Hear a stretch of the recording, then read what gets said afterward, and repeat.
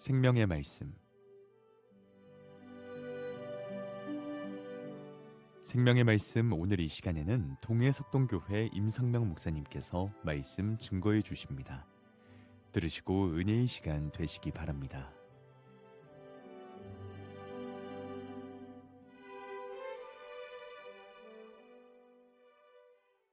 사랑하는 극동방송 가족 여러분, 지난 한 주간도 평안하셨습니까?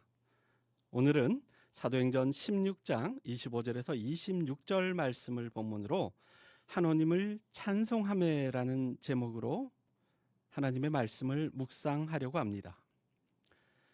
공적인 예배는 당연하고 성도의 일상생활에서도 찬송 또는 찬양이 차지하고 있는 비중은 대단히 큽니다.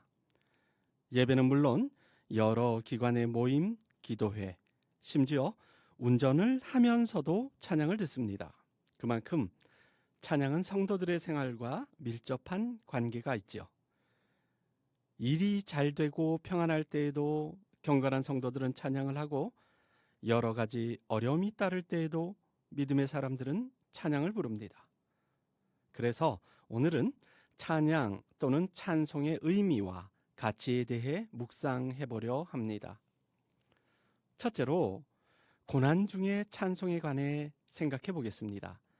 시편 119편 71절에 보면 고난당한 것이 내게 유익이라 이로 말미암아 내가 주의 율례들을 배우게 되었나이다 라고 말씀합니다. 이 고난이라는 것은 기회가 될 수 있습니다. 여러분이 잘 아시는 바울과 실라는 빌립보 감옥에 갇힌 죄수의 몸이 되었음에도 슬퍼하거나 낭망하지 않고 오히려 더 힘을 내어 하나님을 찬송하는 경건한 모습을 보였습니다. 옥중에서 찬송을 부른 바울과 실라를 통해서 우리는 두 가지 사실을 교훈할 수 있습니다. 먼저는 찬송이 지닌 독특성입니다. 일반적으로 대중가요들, 대부분의 노래들은 사람이나 사물이 주제가 되고 대상이 되지만 찬송의 대상은 오직 하나님이십니다. 두 번째로 고난이 주는 기회입니다. 고난은 아픔을 동반하는 것이 사실이지만 그것이 주는 기회는 이러한 모든 것들을 희석시키고도 남을 만큼 귀한 것이지요.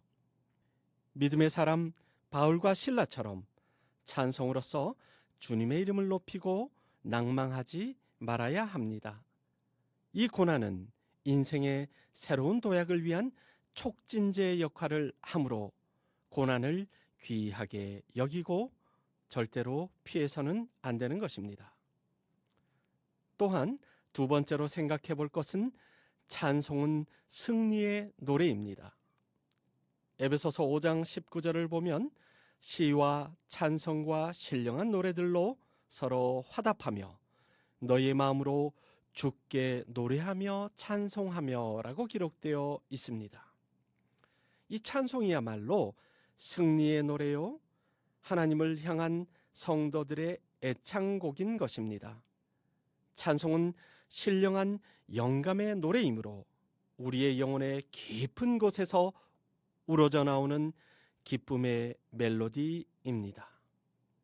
그러므로 성도들의 애창곡은 팝송이나 가요가 아니라 바로 찬송인 것입니다.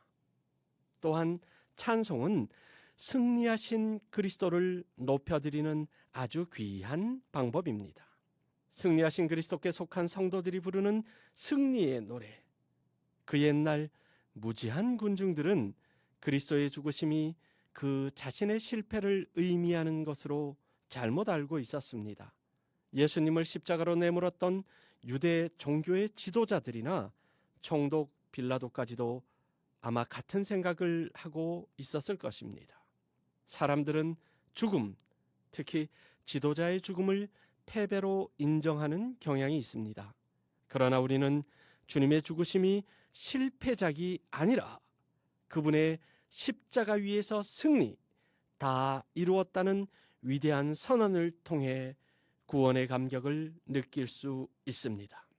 그러므로 승리하신 그리스도 안에서 부르는 승리의 노래가 바로 찬송인 것입니다.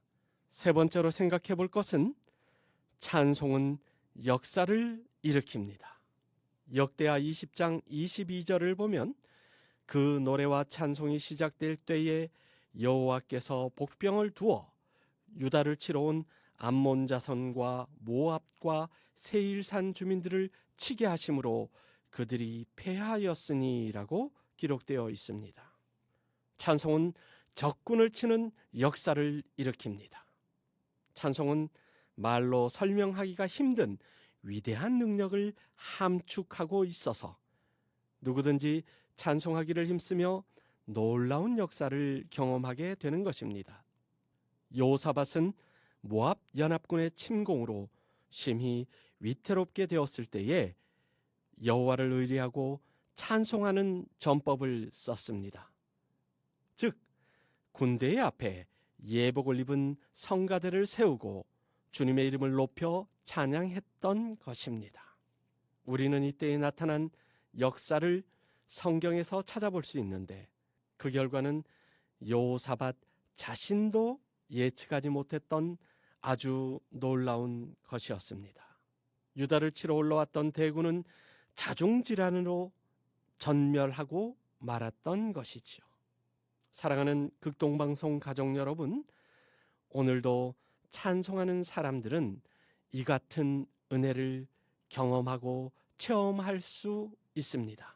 우리가 생에 심각한 위기감을 느끼게 될 때에도 찬송을 힘써야 할 이유가 바로 여기에 있습니다. 심적으로, 육체적으로 여러 가지 위기와 고난 앞에서 찬송하는 자는 대적을 이긴 역사와 같이 치유되고 회복되며 승리하는 은혜를 맛볼 수 있는 것입니다. 세상에는 찬송을 단지 하나의 음악 장르로 여기는 분들이 있습니다. 하지만 찬송은 이 세상의 모든 음악들과 분명히 구별이 됩니다. 그것은 살아계신 하나님을 높이는 일이요, 역사를 일으키는 힘을 소유하고 있으며 어떠한 고난이라도 뚫고 나아갈 수 있는 예리한 창과 같은 역할을 하는 것입니다. 빌립보 감옥에 옥문이 열린 것처럼 우리 삶의 여러 가지 문제들 앞에서 좌절하고 낭망하고 눈물 흘리기보다는 우리에게 승리를 가져다 주실 살아계신 하나님을 향한 찬양이야말로 우리를 다시 일으키며 하나님의 능력의 장중으로 붙잡아 주는 것입니다.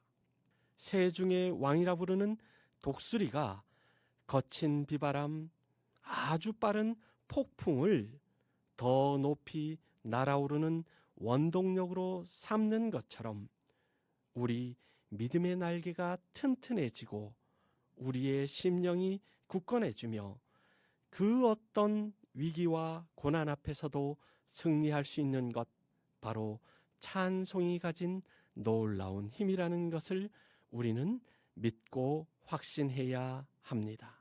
고난 중에 계십니까? 절망으로 인해 오늘도 눈물 흘리고 계십니까?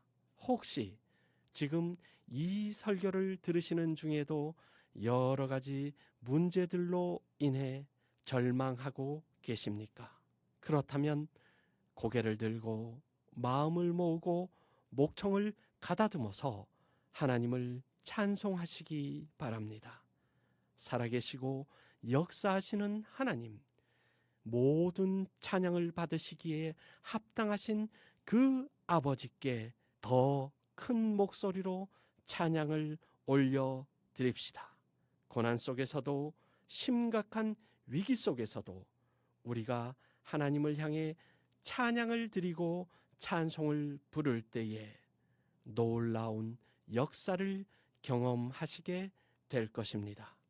사랑하는 극동방송 가족 여러분, 고난과 역경 앞에서 부르는 찬송을 통해 오늘도 살아계신 하나님을 만나는 귀한 날, 복된 날 되시기를 주님의 이름으로 축원드립니다. 아멘.